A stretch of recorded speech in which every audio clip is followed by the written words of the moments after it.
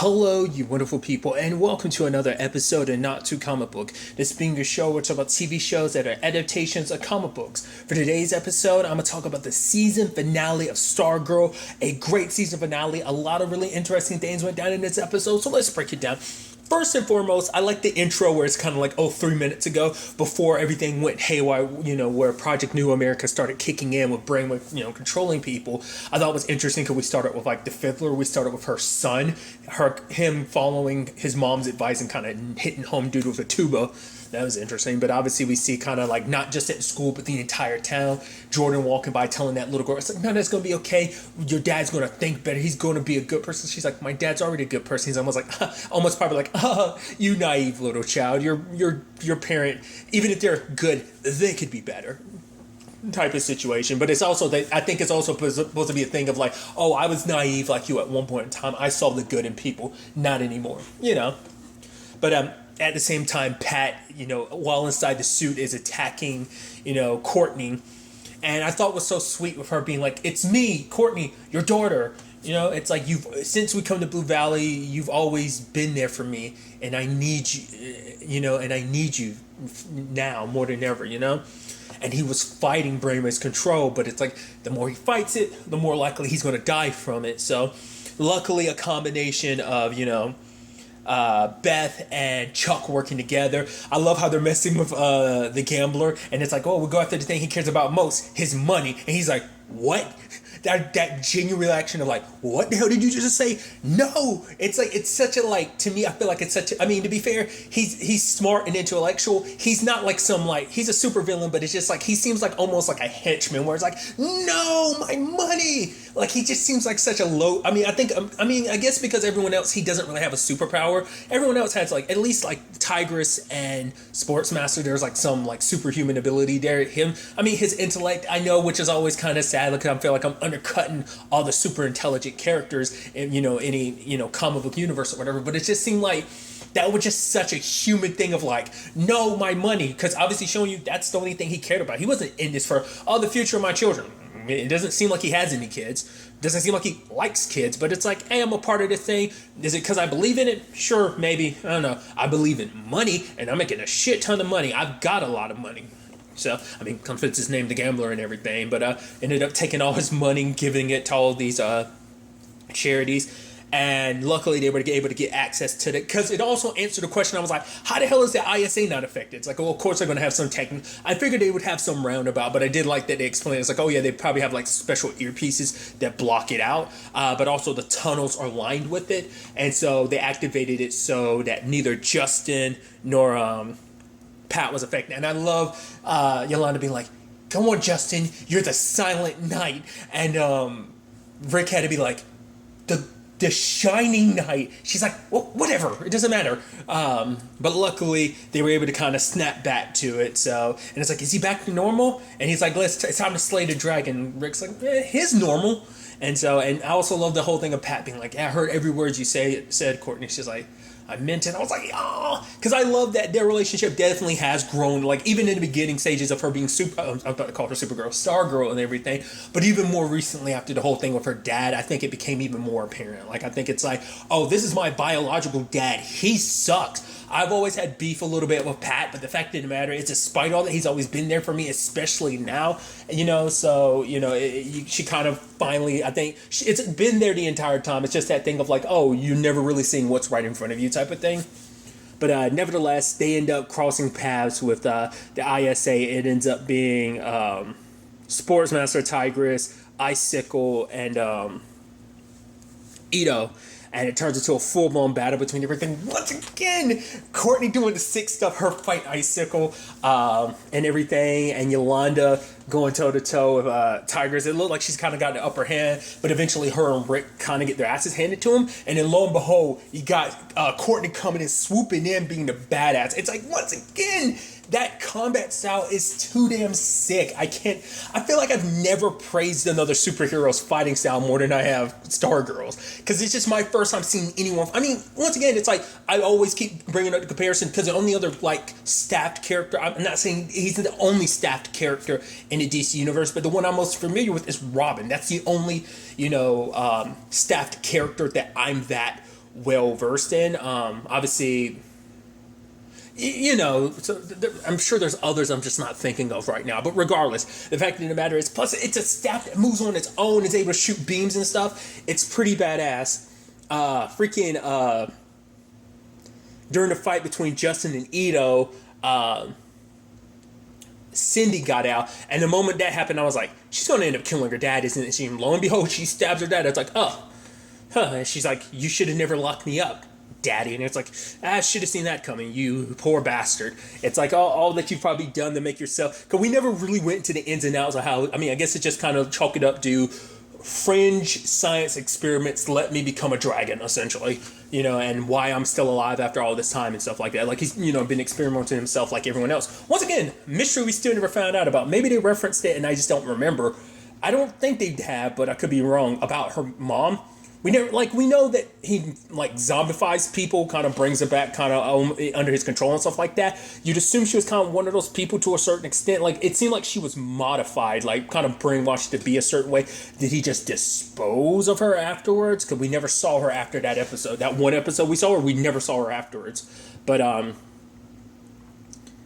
so she got free, but I also like her, and it's like, oh, this fight isn't going to be nearly as evenly matched as it was the first time they fought, because they're going at it, but Courtney still got the upper hand. She's like, you know what, I don't have time for this, blast her. And I'm like, yeah, I like that. Also, once again, I brought up, Courtney just come and save, and then, her, what was it, Rick and Yolanda, it was her, Courtney, Rick, and Yolanda kind of did the 1-2 punch of, Courtney does something, Rick kind of did another setup, and then, Yolanda struck. I'm like, that type of shit is sick, dude. And I was like, wow, the ISA got their asses handed to them. To be fair, they're not at their core strength right now, because it's not all of them. There's only a fraction of them. There was also the whole situation with Grundy getting released, because Rick was all about killing him, because it's like, nah, I need to kill him, because Yolanda, I thought was kind of interesting, because Yolanda was coming from the perspective of God doesn't like killing, and it's like, well, then God wouldn't let bad stuff happen, wouldn't let my parents get flung into a tree and killed, so don't get in my way. And when the time came, Rick tried to go after Grundy. Grundy just smacked him aside. Then it turned into Pat versus Grundy. That was pretty sick. It's like the Battle of the Titans. And then Grundy started winning. Luckily, Rick showed up and he's like, I got this. He's like, I got 5 minutes left and it's for you. I'm like, yeah. And he starts beating the shit out of Grundy. And then, before the final blow could be dealt, Grundy kind of looked all kind of a little weakish and, kind of almost, like a wounded animal. And Rick was like, you damn animal, fight back. But he spares Grundy. Because to me, I thought that was interesting, because in that moment, it reminded me and made me think of, it's been so long, but it will always be something I think of when it comes to Grundy. I've mentioned it before. Would it be Justice League? I think it's either Justice League or Justice League Unlimited. There's a whole storyline about Grundy. He actually becomes a good guy for a while, and then I think the same episode he became a good guy. He ends up dying at the end of it, if I remember correctly. Sorry if I'm spoiling something from literally probably over definitely 15 or 17 years ago. Regardless, tangents and all that. But I just thought it made me think of that, because I've seen him in such a vulnerable state like that, which is kind of, and that's why Rick spared him, because it's just kind of because it's to him, it's like you're an animal. You don't really have, you just kind of, you're done. You do what people kind of force you to do. But once again, it also comes down to what Grundy's backstory is. Once again, the most recent one I know is, Butch from Gotham. But that's a very different interpretation. There might be similar elements in Butch's backstory to how he became Grundy. There might be certain elements there, but I think that's always an element about Grundy, is there is still some of that humanity there. It just takes someone reaching out and getting to it. And I think in that moment you saw that humanity, because Rick spared him, because it's like, you murdered his parents, he's furious at you, but he didn't kill you. And even Jordan Justice, you let the beast go. He was like, my timer, my hourglass was up, my hour was up, but it's like, no, you showed mercy. And that goes a long way, considering the fact that this is what you've wanted. You've wanted it ever since you found out about it. You wanted to kill Grundy. It's all you've wanted. And for, because I think for him, it's just a thing of especially in that moment, it's like, me doing this, it's no different from when you killed my parents. They were defenseless and you killed them. It's like, if I do this, I'm no better than you. But I think maybe, I don't know. part of me wonders, did the whole situation with Henry, it's like kind of like, it's like, will revenge at the end of the day fix anything? It won't. It won't bring back my parents. It won't get rid of all this rage. I have to come at this. We didn't really get into that, but I think that's going to be an interesting element to his character going forward. Along with that, it's the whole Yolanda thing. Her going there and we see Henry. I was like, oh shit. I was like, wait, is this where people, because I had brought that up. I was like, I hope it didn't turn into, I was like, did Henry get resurrected? But he's like, no, my dad thought I was dead, but I wasn't. I've just been hiding here this entire time. I was like, Yolanda, I was like, don't believe him. I was like, is this really Henry? I was like, he got resurrected, didn't he? I was like, no, and he's in control. And so it's like, we need to he's like, I really am sorry. Like, ever since I've been hiding here, all I could think about is you, Yolanda. She's happy. And the fact of the matter is, and he's like, so where are your friends? And that made her back away. She drove her claws and slit his throat because she's like, they were Henry's friends too. And he starts bleeding from his neck. I was like, oh, I was like wondering, like, what is it? Oh, I was like, is it one of those things disguising itself as Henry? Is it actually Henry's resurrection? What happened? It's like, no, it was his dad disguising himself, using his powers to hide, kind of mess with her mind and make her think he was Henry. I was like, that's interesting. You miscalculated on that point because it's not like he really knew his son that well, because he didn't know that. He didn't really know, And I think, because the sad thing is, and I think that speaks volumes too, because Yolanda was so happy when she's like, oh my God, you're alive. Like, she had let go a lot of her hate towards Henry because she saw who he had become at the end. But it's almost probably just, it's also like, I had to watch your son die. I watched Henry, or either I watched or you watched Henry die, so I'm going to watch you die. And I was like, ooh. And when, it's that, once again, I always think that's kind of an interesting element. Maybe people always have, depending on the character, some people have issues with that. Like, for example, Batman killing people because it's like against your code and stuff like that. But I brought this up during Batwoman. I think that's such an interesting element of what it does to your character, where it's just kind of like the conflict of like, I did something, I went too far, I let my anger get the best of me. And Courtney's there and she's like, whoa, what happened? She's like, I killed her. Let's go. And you can tell in that moment, you're like, the way Yolanda was standing over him too, and it took Courtney coming to her to like snap her out of it, and you see it even later on, you're like, oh, that's going to sit with Yolanda. I mean, that's like, zombie people is one thing. This is the first time she's ever killed anyone. She threatened to kill Henry and stuff like that. You get close to my friends, I'll kill you. This is the first time she's actually killed someone. And I think that's such an interesting element too, especially when you think like Rick was all about murder, like kill Grundy, kill Grundy, kill Grundy. He didn't. Yolanda was about don't kill people. She made that point. But I think what Rick said kind of got the better of it, because it's like, this is a man who killed his own son because his son wouldn't let him do the evil things he's doing. Your son was a good person and you killed him for it. Like, and not being able to do anything, I think maybe in some way she felt like this is a way to kind of get her own version of justice. And I think that's such an interesting element to this whole thing, is that element of justice. Courtney, ends up flying high and blasting the satellites, destroying it. So they're taken care of. Spell's broken, everything's broken. But the fact of the matter is, Icicle, Jordan, finds his way to Beth and Barbara, and he destroys the goggles. So Chuck is going on. I was like, especially because it's like, way to go, Beth. She's like, I didn't do it. It was my best pal, Chuck. And he was like, it was a team effort, best pal. You're like, because she even, once again, that's always like the sweetest yet almost sad thing, but yeah, it's still really sweet. It's like, Chuck was her best friend, especially because like that's the only person she could ever really talk to, because the only other person she had in her life like that were her parents. But remember, like, it's kind of like, since this superhero thing came up, since this whole thing came up, she kind of didn't rely on her parents to be her best friends anymore. So, because even they were like, you didn't make us breakfast or us lunch. She's like, yeah, I'm sorry, Mom, Dad, I'm busy. It's like, you wanted her to kind of not be so clingy towards you. Well, here's it. We never circle back to that, but I always thought that was kind of an interesting thing. And it's like to have her best friend taken from her, then Jordan bringing Barbara up there to the town. I thought that was so interesting because it's like that thing of like, for him, because I kept wondering the entire time, I was like, you realize she's married, Jordan? Like, the fact is, it did, because even his parents were kind of hinting at the fact is, it seemed like he's got a thing for her. And he's trying to explain, he's like, look at this. Like, the fact of the matter is, what I was trying to do for America, the good I could have done, yada, yada, yada. Because it's like, for her, it's like, you killed so many people. But for him, it's like, cancer kills this certain amount of people so what if I have to kill a chunk? Like, it does the good. So it's that whole thing of like, it's almost like a trolley situation, but not necessarily a trolley. Is it like, are you willing? Would you be willing to kill like a shit ton of people? In this case, like, what was it, 250 million people, wasn't it? Or was it like 250,000? I can't remember. Or it might have been 25. No, it was 25 million. Like, would you be willing to kill 25 million people if it meant saving? Because it's like, you can't, people don't hurt other people just, it's like, basically Barbara was kind of saying, like, just because the way someone thinks doesn't make them, they're not evil, they won't do bad stuff. But it's like,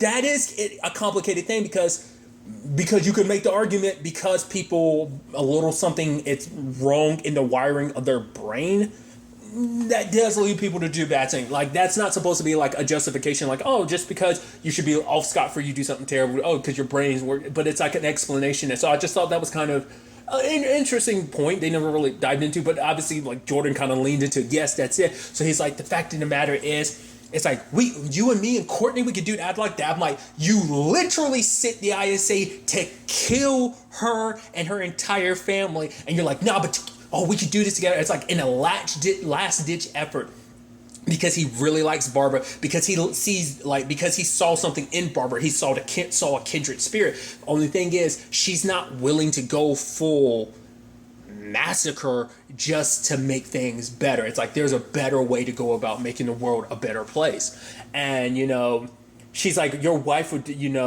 be wouldn't be happy with the person she sees you've become. And he's like, you didn't know my wife. And even I was like, yeah, to be fair, we as the audience know his wife totally co-signed everything that he's done so far. She was kind of like basically go along with the plan. Don't let anyone stop you. Anyone gets in your way, kill them. To be fair, that could be a warped perspective. There's always a possibility of that, but I don't see the show lying to us like that. I feel like that, because I say that it's like, it could have been the thing of, we were seeing it from Jordan's perspective, but it could easily be a situation of like, it showed it to us as the audience, so that's why I think it was straight up like, no, like, showing you his wife was 100% behind this, so it's like, so it's a complicated thing, and he's like, you know what? The fact of the matter is, I'm going to kill your husband. I'm going to kill your daughter. I want you to think about that as you're falling. He's about to throw her off, but luckily, Pat gets there in time. And it's like, you want to kill me? I'm right here. And he's like, you don't have stripe. You don't have any powers. What are you going to do? It's like, I'm going to get my wife. How are you going to do that? It's like, because of our daughter. Courtney shows up. Bam! Starts kicking ass. And it turns into a situation of them struggling like that. Like, the fact of the matter is, Courtney calling out his attempt to, save America, and Shockwave sends them flying. Luckily, Yolanda got to Courtney in time. Jordan's in the road. He's about to attack. And then, like, Mike comes out of nowhere with the save. I was like, yo, Mike! He's like, am I part of the JSA now? I'm like, dude, you came in with the save. I was like, because I was wondering, like, were you going to pop up the episode? And it's like, of course you're going to come in for the fatality, Mortal Kombat watch, which is a very interesting element to kind of consider, like, especially when you think, like, DC and Mortal Kombat, but also just, like, it makes me think of, like, NetherRealm, who makes the Mortal Kombat games and the Injustice game, so it's interesting. Because I think, once again, I still need to keep look into that, I always forget, because that technically falls under Warner Media, doesn't it? Mortal Kombat, don't they have the rights to Warner Media? I mean, doesn't they have, like, because I know there's a new Mortal Kombat movie being made, but I don't know if that's like a Warner Brothers Pictures type of situation or not. Maybe not. Once again, I'm overthinking it too much. It's just, obviously, the two go head to head in some comments, but regardless, my voice cracked there, jeez. But I just thought that was neat. I was like, oh, shit. And it also, it's like, once again, it's also like that thing too of like, how's a show going to handle certain villains? Like, when they do deal with villains, are you going to straight up kill them or not? I was like, oh, Icicle looks pretty dead. So I was like, okay, that's interesting. But what I also like, though, too, is that, like, a lot of stuff, it's like, oh, everything's resolved, they saved the day, but at the same time, it is a thing of, like, dealing with the ramifications just of everything. For one, we got good old Solomon Grundy still running out there. Great. He's free and everything, so he's not the caged animal he was. This could be them approaching that storyline of kind of like I was bringing up there in the Justice League, making him kind of a better person because of it. So he might not, what that looks for Grundy, I'm curious. The gambler got away, so there's that. We see Jordan's dead. We know that Brainwave is dead. Ito seems like he's dead. I would assume so, not unless there's going to be some trickery to that, but it looks like he's dead. It doesn't look like Tigress nor Sportsmaster are dead. It looked like they were just knocked out, so they're still alive. Like them and the Gambler might be the only, aside from Solomon Grundy, might be the only ISA members left. So I'm curious, like, did they get arrested, like, or did they just bounce after everything was said and done? So did they get away as two? Jeez. There's also an element we never circled back to. That, what was it? That pink pen or whatever, or marker, or whatever that thing is. We got glimpses of like it doing some shenanigans, and like we never got to see the side of that. So that's still like up in the air of like, okay, what's up with that? Other elements I think should also be considered too. It's like, let's not forget, we still got legacies when it comes to this whole ISA thing. I think it's so interesting because that was the whole point Jordan was making. Let's kill Mike because we don't want to leave any legacies behind. It's like, well, because of what happened to his dad, there's a good chance, and we know Cameron adopted his dad's abilities, so he could easily, especially because Jordan's parents are in the know. They're like, oh, we should tell Cameron, but Jordan didn't want to tell Cameron. So it's like Cameron finds out. Well, because I don't know if Jordan's parents know about Courtney. Well, because they did know, because they were like, oh yeah, like, it's a bummer you have to kill her because we did like her, but oh well, it is what it is. So they will probably most likely know about Courtney being Stargirl. So it could be like, oh, Stargirl killed your dad. It's the girl that you're super into.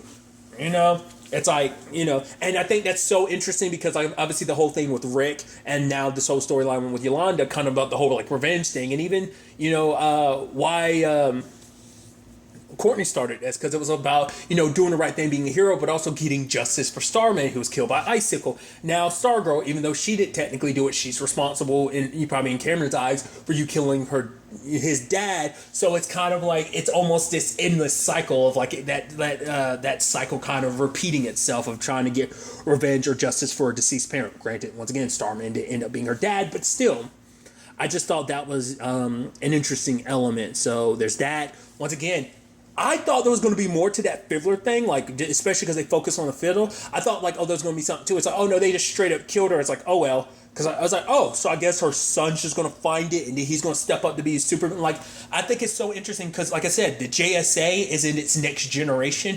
Why isn't the ISA, So I think that's going to be, like, the storyline element potentially building up to the ISA being, reborn again, much like the JSA was. But like I said, that element of Yolanda not quite being like over the whole thing of killing Brainwave. Then there's also the Beth thing. She lost it's not just the goggles. She lost Chuck. But it's like, no, we're going to get Chuck back. Whether they'll be able to do that is going to be interesting to ultimately find out. Also makes you wonder, are they going to add any more to the JSA roster going forward? Because there's still plenty of items. Just because of the whole Lantern situation, I don't see them touching that for now, especially because there's supposed to be like an HBO Max Lantern show, so I don't, I wouldn't think they touched that yet, but who knows.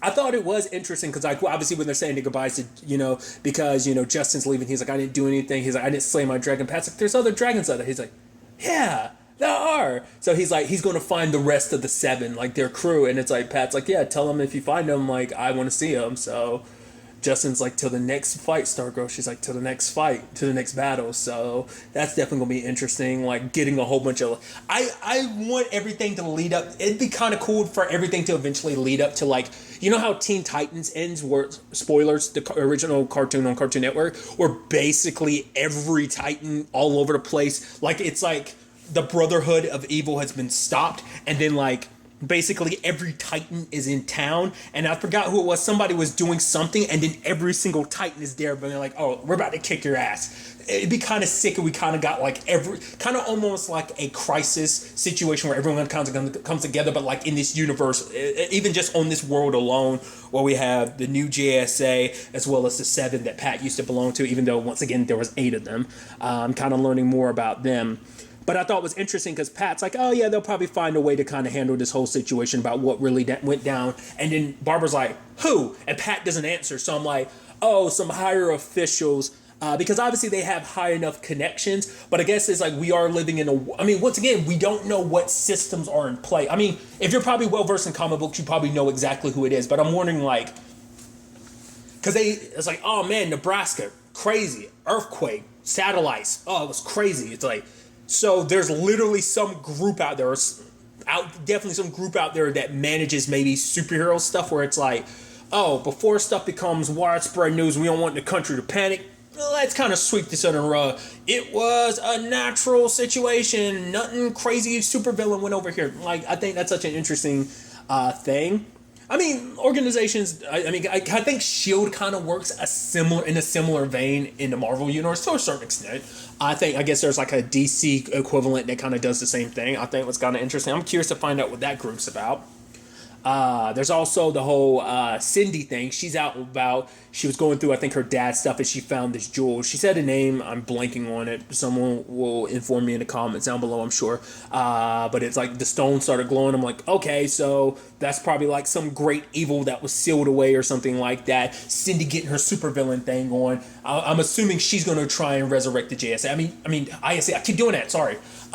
But to be fair, there's also that other member of the OG ISA, him being like, oh, Jordan, I told you, almost like saying Jordan's plan was never going to work. Because I've been blanking on the dude's name. Once again, they'll probably end up telling me, but they referenced him earlier in the season. The way they talked about it, I almost thought he was dead. But I think at the same time, they talked about the fact is that like he had beef with either the other members of the ISA or in particular had beef with Jordan. But it seems like his thing was like Jordan's way of handling things. It's like, oh, it's never going to work. So it's just kind of like, I guess he's kind of come over to kind of be like, oh, I'm here to reclaim the ISA, so maybe he's going to bring in the kids to kind of fix this whole thing, because once again, that also includes Sportsmaster and Tigress's daughter Artemis. Like, it's going to include her as well, so that's definitely going to be, because that was her name, right? Artemis. It's going to be interesting to see how things kind of go on that front, but also at the same time, it's like, I like the, like, sweet, like, picture perfect family moment at the end. Despite everything, it's like 6 weeks later, it's Christmas, they're celebrating, Bev's over, Yolanda, Rick, and it's a sweet family situation to picture together. The whole it's like, oh, I've been meaning to give this to you for a while, and it's a mug that says world's greatest dad, and he's like, I love it. She's like, yeah, and it's just like, she's like, Merry Christmas, Pat. And he's like, Merry Christmas, Corn. I'm like, and Barbara's watching, it just warms your heart. You're like, yeah, it's so beautiful. So there's that. I even love the whole situation of them at the end, like, patrolling basically together. They go to that water tower, and it's leaning, they're there together. It's like Star and Stripe, because that's literally the episode title for this being part 2 and the last episode being part 1. So I thought that was kind of nice, them two being together like that. But, didn't expect the stinger at the end, because we saw the stinger. I was like, oh, is that supposed to be your dad? It's like, oh, we're going to find out her dad was up to something. Well, we already knew he was up to something shady, but it's like, it's like, oh no, that's Sylvester. Wait, what? Okay, so you are alive. Where the hell have you been the past 10 years, dude? Because he's looking for Pat, but Pat's already moved. It's like, of course you end up showing up after everything is already said and done. Hell, you're not even in the right state. You're in California, where they were at the beginning of the series. So it's like, that's definitely going to be interesting to see like how that plays out. Especially, it's like, oh, I'm Starman now. And like I said, it's something I actually brought up during, like when Courtney, like I was like, oh, maybe Courtney, like, I made, once again, Kingdom Hearts reference. I compared Courtney and the staff to like Sora and the Keyblade, how it originally belonged to Riku, and Sora was always, quote unquote, the delivery boy. But eventually the Keyblade became Sora's because of the strength of his heart. Very much in the same vein of Courtney. Like, she gets the Cosmic Staff. It's like, no, I know you're not Starman's daughter, but that never mattered. Your conviction is what mattered. Your heart, your willingness to fight. She lost hope. And, when she got it back, the staff worked for her again. So I'm curious to see, like, is the staff going to be conflicted now that Sylvester's back? It also depends on, like, what manner brought him back. Is he 100% the same person he was, like I said, like, why now? Like, was it the same situation of, I'm about to say, was it like an amnesia situation? Or like, but why? Or maybe he found out about, like, oh, what went down? It's like, oh, no, because it's like, didn't he be in Nebraska? He wouldn't be in California, so it seems a little suspicious, like, something else is up with that. Who knows? I'm also curious, will there ever be anything else with Courtney's bio dad? Probably not. It's just kind of like, you took the necklaces, bounce, dude. I never want to see you again. I got my actual dad. I got my family right here, and for me, that's all that matters, So there's that element to it all. So lot of closure story wise in some regards, and obviously leaving enough open for season 2, which just so was renewed for a second season. I heard a couple weeks ago I looked it up just to confirm it, but it does seem like the second season of Stargirl will be exclusively on the CW. It won't be the whole DC Universe and CW situation that it was with this season, so that's definitely going to be interesting. Obviously, once again, kind of playing it to the whole, well, what happens with the DC Universe app now? Well, there's been some stuff about that as well, but I'm not really going to get too much into that right now. We've kind of had conversations here and there about it, but regardless of all that, I'm very, very excited for season 2 because I'd love to see okay, so where are we going to go? I'm also curious, it being on the CW now, what its season's going to look like now, because obviously some of the other shows have fluctuated. Some have kept the whole 20 episode arc thing, others haven't. Because I know Legends of Tomorrow always had different numbered episodes, because this past season was 15 or 16. Some have been I think 18, or it's never had the full 22, 23 like the other shows have. Black Lightning kind of flips back and forth, I think. I could be mistaken about season 2 and 3. I'm already blanking. I know season 1 was only 13, so I'm curious in the long run to see, are they going to extend Supergirl? I mean, did again Stargirl season, or is it just going to stay 13 as well? I'm curious to see what they kind of do on that front. Like I said, I'm also curious to see what what new challenges awaits the new JSA in season 2. It's okay, the family, Mike and Barbara know, and how this affects their lives. So the people, your daughter / your sister is a superhero. Also, obviously, Pat's also got to work on repairing S.T.R.I.P.E, and whether what modifications and repairs, what those look like next season. Like I said, brought along with everything else that I ended up bringing up about the future ISA and just all of this. I'm very, very excited to see what season 2 has in store for us. But really, that's all I'm going to talk about. Till the next time we meet, be happy, be safe, love life to the fullest, and enjoy it. Good day and goodbye.